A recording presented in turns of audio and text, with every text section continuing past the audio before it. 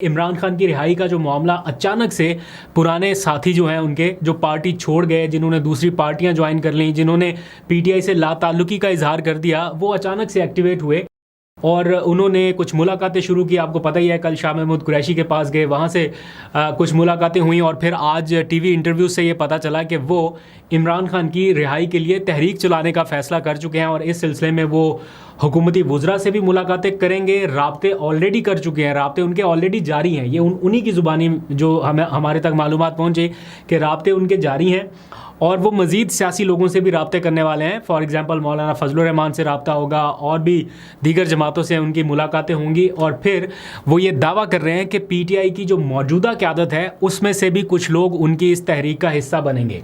अब पाकिस्तान तहरीक इंसाफ के कैंप में इस हवाले से खामोशी है, यानी ना उनकी तरफ से इसके ऊपर कोई बयान आ रहा है कि ये कौन तहरीक शुरू कर रहा है, क्यों कर रहा है, हमें एतमाद में नहीं लिया गया, सिर्फ इन कुछ लोगों की मुलाकातें शाह महमूद कुरैशी के साथ क्यों हो रही हैं, इस सारे मामले पर बिल्कुल खामोशी है। दूसरी जानिब ये जो 2-3 रहनुमा इस वक्त सरगर्म हैं, जिनमें टॉप पे फवाद चौधरी हैं, फिर साबिक गवर्नर इमरान इस्माइल हैं, फिर महमूद मौलवी और एक आध शायद कोई इनके साथ अली जैदी शायद शामिल हो। अभी तक तो उनका बयान सामने नहीं आया, लेकिन मुमकिन तौर पे वो सामने आ सकते हैं। तो ये 4-5 लोग जो हैं इस टाइम ये एफर्ट कर रहे हैं। तो फवाद चौधरी से आप आज एक सहाफ़ी ने सवाल पूछा, नईम अशरफ भट्ट ने इंटरव्यू किया उनका, तो उनसे पूछा कि क्या आपको हर तरफ से सपोर्ट हासिल है। मैं पूछने का मकसद ये था कि आपकी अपनी ये सारी कोशिश या काविश है या आपको कहीं से बैकिंग भी है। सपोर्ट का मतलब आप समझ रहे हैं कि किस तरफ इशारा होता है। तो उन्होंने कहा कि जारी बात है, सपोर्ट के बगैर तो ये मामला नहीं आगे बढ़ सकता। दैट मीन्स कि कहीं ना कहीं ये चीज़ तय की गई है या कहीं पे ये अंडर डिस्कशन आई है, उसके बाद ये एग्जीक्यूट हो रहा है। पहले प्लान हुआ है, उसके बाद ये एग्जीक्यूशन के मरहले की जानिब बढ़ चला है। तो पाकिस्तान तहरीक इंसाफ के जो कारकुनान हैं वो कुछ लोग इसके ऊपर एतराज़ भी कर रहे हैं कि आप स्टेक होल्डर नहीं है, पाकिस्तान तहरीक इंसाफ के लोग स्टेक होल्डर हैं। तो पीटीआई के कैंप में इस टाइम जो अगर मूड या माहौल देखा जाए ये रिसेंट तब्दीलियों के बाद, वो मुज़ाहमत का नज़र आ रहा है। तो क्या मुज़ाहमती तहरीक से इमरान खान की रिहाई मुमकिन हो सकेगी, एक ये क्वेश्चन है। दूसरा यह है कि क्या कोई मिडिल का रास्ता, कोई फेस सेविंग का कोई ज़रिया, कोई सारे फरीकैन के लिए कहीं ना कहीं कोई रास्ता निकले के चीज़ें आगे बढ़े। क्योंकि लास्ट ईयर नवंबर का ये जो मार्च हुआ था उस दौरान ये तय हो चुका था तकरीबन कि इमरान खान की रिहाई हो जानी है। तो अगर सारे फरीकैन उस वक्त इस बात पर इत्तफाक कर चुके थे कि इमरान खान की रिहाई हो सकती है या इसमें एतराज़ नहीं है कुछ टर्म्स एंड कंडीशन पर, तो शायद अभी भी वो माहौल बने। तो उसके लिए ये मेल मुलाकातें हो रही हैं। बहरहाल जब तक इसके ऊपर पीटीआई की मौजूदा क़यादत ऑन बोर्ड नहीं आती या इमरान खान का कोई बैकिंग स्टैंप नहीं लगता, तब तक पीटीआई के कारकुनान जो हैं वो इसको शायद इंडोर्स नहीं कर रहे या वो उनकी हमायत नहीं मिल रही। बाकी देखते हैं कि कैसे मामलात आगे बढ़ते हैं और कैसे पीटीआई की लीडरशिप को इंगेज करते हैं। जो आने वाला हफ्ता है इस हवाले से वो अहम करार दिया जा रहा है। और भी बहुत सारी चीज़ें होनी हैं, वो भी साथ साथ आपको बताते रहेंगे। लेकिन पीटीआई के 2 रहनुमा असद उमर और शीरी मज़ारी, इन्होंने लाताल्लुकी का इजहार कर दिया। असद उमर कहते हैं कि ये जो नई तहरीक चल रही है इसमें मेरा कोई हिस्सा नहीं है या मेरा इससे कोई ताल्लुक़ नहीं है, वो इमरान खान के लिए चलाई जाने वाली इस रिहाई तहरीक में शामिल नहीं है। उन्होंने लाताल्लुकी का इजहार किया। और इसी तरह शीरी मज़ारी ने भी कहा कि जो लोग ये तहरीक चला रहे हैं वो तो पीटीआई छोड़ चुके थे या दूसरी जमातों में शामिल हो चुके थे, लेकिन फवाद चौधरी साहब कह रहे हैं कि वो 100% पीटीआई में शामिल है। अब देखते हैं कैसे मामला आगे बढ़ते हैं, आपको अपडेट करेंगे। अपनी राय का इजहार ज़रूर कीजिएगा। अब आ जाइए ज़रा कुछ और राब्तों की तरफ। सुहेल आफरीदी बतौर वज़ीर आला, उन्होंने एक बहुत जारहाना आगाज़ के बाद अब एक और मैच्योर इनिंग शुरू कर दी है, जो कि उनके ओहदे के मुताबिक जो उन्हें काम करने चाहिए, जिस तरह बाकी स्टेक होल्डर्स को एतमाद में लेना चाहिए। अब देखें ना, पहला राब्ता उनका वज़ीर आज़म से हो गया, फिर कोर कमांडर से उनकी मुलाकात होगी और अब बाकी जितने स्टेक होल्डर हैं, सियासी जमातों के लोग हैं, उनसे राब्ते कर रहे हैं। कल रात उन्होंने सबको फ़ोन किया, मौलाना फजलुर रहमान को फ़ोन किया, अहमद वली ख़ान को फ़ोन किया, फिर सिराजुल हक से राब्ता हो गया, आफ्ताब शेरपाव से हो गया, और भी जो मुताल्लिका लोग हैं उनसे राब्ते कर रहे हैं। उन्हें अमन जरगे के हवाले से दावत दे रहे हैं, सूबे की सूरत हाल डिस्कस कर रहे हैं। तो ये एक बहुत अच्छा आगाज़ है। फिर उन्होंने सारे वुज़रा को कलमदान दे दिए हैं कि सारे अपने अपने कामों के ऊपर लग जाएं, अब से नो डिले। एक आज रिपोर्ट हुआ कहीं पे कि कोई सेहत के मामले पर तातुल आ रहा है, सेहत प्लस जो है उसके ऊपर काम रुक गया किसी जगह पे, तो वो फौरी एक्शन हुआ और 3 अरब रुपए फौरी तौर पे जारी कर दिए गए। दैट मीन्स कि नो डिले पॉलिसी है कि जो भी काम है फौरी तौर पे हो, तो ये बहुत अच्छा है। मीनवाइल क्या है कि जो ब्यूरोक्रेसी के कुछ अहम तरीन अफसरान हैं उनको रोटेट या उनकी ज़िम्मेदारी जो है वो भी उसमें शफलिंग आपको देखने को मिलेगी। तो पहला जो नतीजा मौसूल हुआ है वो एक अहम ब्यूरोक्रेट को ज़िम्मेदारी दी गई है, स्पेशल सेक्रेटरी बराए वज़ीर आला सेक्रेटेरिएट। यहाँ पर तैनात किया गया है ग्रेड 20 के ऑफिसर आदिल सईद साफ़ी को।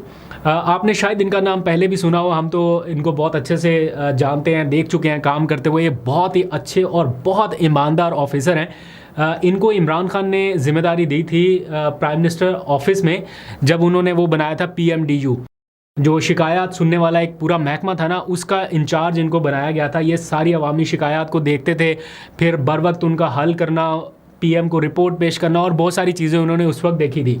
तो हमने इनको काम करते हुए देखा है। मैंने कभी किसी ब्यूरोक्रेट की इस तरह तारीफ़ नहीं की, लेकिन ये वाकई तारीफ़ के मुस्तहिक हैं कि जिस तरह मैंने इनको देखा है काम करते हुए, जान मारते हुए, वो जैसे बंदा होता है ना पूरी डेडिकेशन के साथ इन्वॉल्व होकर काम करना, ये वैसे ऑफिसर हैं। तो इनको अब स्पेशल सेक्रेटरी बराए वज़ीर आला सेक्रेटेरिएट तैनात किया गया है। एक ईमानदार रेपुटेशन के ऑफिसर है। तो अब देखते हैं कि ये अपनी दी गई असाइनमेंट को कैसे आगे बढ़ाते हैं। मीनवाइल शफ़ी जान जो नौजवान एक शख्स हैं, उनको ज़िम्मेदारी दी गई है वजारत इत्तलात की।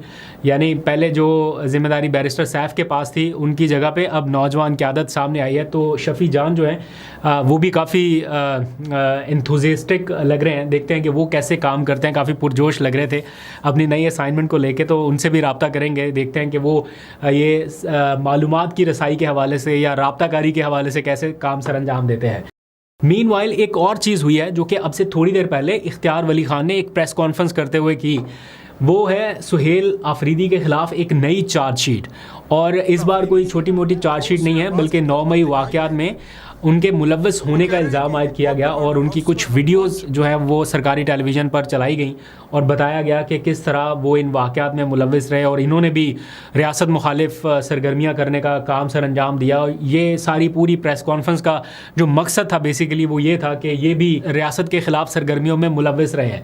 तो इस प्रेस कॉन्फ्रेंस के बाद क्या उनके ख़िलाफ़ किसी किस्म की कोई कार्रवाई का इम्कान है? क्योंकि एक तरफ तो वज़ीर आज़म उनको ऑफ़र कर रहे हैं कि वफाक जो है वो आपके साथ ताउन करने के लिए तैयार है, मिल के आगे बढ़ते हैं, पाकिस्तान को आगे ले जाते हैं, और साथ ही उनके कोऑर्डिनेटर जो हैं वो प्रेस कॉन्फ्रेंस में बता रहे हैं कि ये रियासत मुखालिफ हैं। तो ये काफ़ी एक संगीन किस्म का मामला है, बड़े संगीन नौइयत के इल्ज़ामात लगाए जा रहे हैं। देखते हैं कि इसका आउटकम क्या निकलता है। इस सारे मंजरनामे में, इस सारे माहौल में एक चीज़ ऐसी है जिसने PTI के कैंप में थोड़ी खलबली मचा रखी है। वो ये है कि PTI के कुछ लोगों को ये ख़दशा है, जिसका वो इजहार कर रहे हैं कि इमरान खान एक लंबे अरसे की वो क्या कहते हैं कैद तन्हाई में जा सकते हैं। लंबे अरसे से मतलब कम अज़ कम जो उनका अंदाज़ा है वो 1 महीने का है कि ये नवंबर का पूरा महीना, क्योंकि ये नवंबर का पूरा महीना सियासी एतबार से और बहुत सारे हवालों से बहुत अहम है। इसमें कई सारी डेवलपमेंट्स होनी है और उसमें अगर इमरान खान साहब का इनपुट आता रहेगा तो वो यकीनन चैलेंज पैदा कर सकता है या मसाइल पैदा कर सकता है उनके मुखालफिन के लिए। इसलिए ये PTI के कैंप के कुछ लोगों को लगता है कि चूँकि इमरान खान साहब की जो तोशाखाना केस की समाअत होनी थी वो अचानक से 27 नवंबर तक मुलतवी कर दी गई, इतना लंबा गैप डाल दिया गया, और जो GHQ हमला केस की समाअतें हो रही थी वो वीडियो लिंक के ऊपर कर दी गई कि इमरान खान वीडियो लिंक के ज़रिए पेश होंगे। तो ये सारा कुछ इंडिकेट कर रहा है कि उनकी मुलाकातें महदूद की जाएँ। मुलाकातें वैसे ही नहीं हो रही, जुमेरात के दिन किसी की मुलाकात नहीं हुई, हालांकि अदालत का हुक्म है फैमिली का और दोस्तों की मुलाकात के हवाले से।